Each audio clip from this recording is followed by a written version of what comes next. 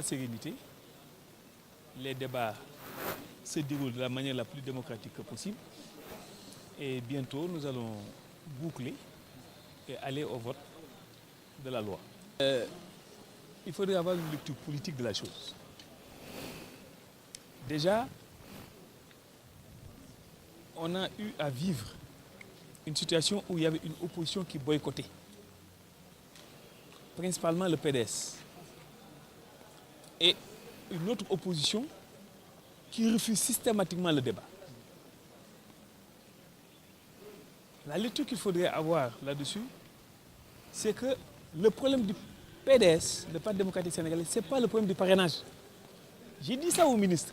N'attendez pas d'avoir le PDS au niveau d'une commission, d'une quelconque commission chargée d'étudier ce problème de parrainage. Ce n'est pas le problème du PDS. Le PDS a bien écouté et bien entendu le président Abdoulaye Wade.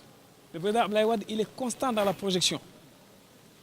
Il dit quiconque qui n'est pas le candidat, qui n'est pas M. Karim Wade, ne peut pas être parrainé par le PDS.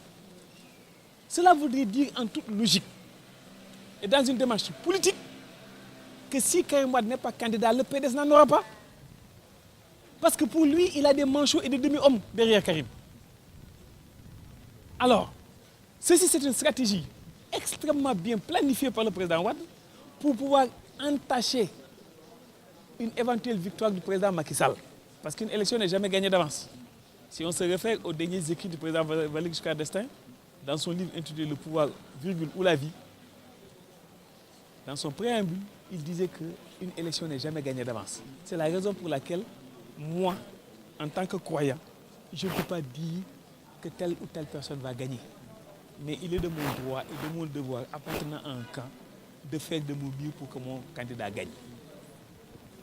La deuxième partie de l'opposition qui freine des quatre fers par rapport au parrainage, c'est une opposition qui a refusé le parrainage dans l'hémicycle, mais qui fait le tour du monde pour avoir des lobbies qui les parrainent. Et aujourd'hui, le problème majeur, c'est qu'ils ont tellement promis à ces lobbies mafieux, tapés dans l'ombre, qu'ils ne sont omnibulés que pour notre pétrole et pour notre gaz. Et ce pétrole et ce gaz leur a été presque donné sur les papiers. Mais cette opposition qui a eu à dire à ces lobbies mafieux que nous sommes les personnes sur qui on peut compter. Parce que nous sommes ceci, nous sommes cela. Et qui ont eu à encaisser de l'argent. Ils sont obligés de briller de mille feux et de faire feu de tout bois. Parce qu'ils ont promis à ces lobbies qu'ils sont capables même de marcher sur l'eau.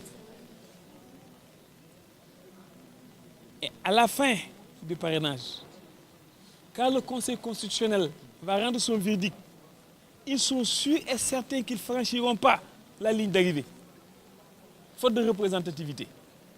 Alors ils auront un devoir d'inventaire. Donc nous ne sommes pas sur le même niveau. Il faudrait aller faire une immersion profonde pour essayer de savoir même quelle est la philosophie qui sous-tend cette attitude politique et politicienne. Du côté du PDS, elle est politique. Du côté des autres, elle est politicienne. Et c'est ça la lame de fond.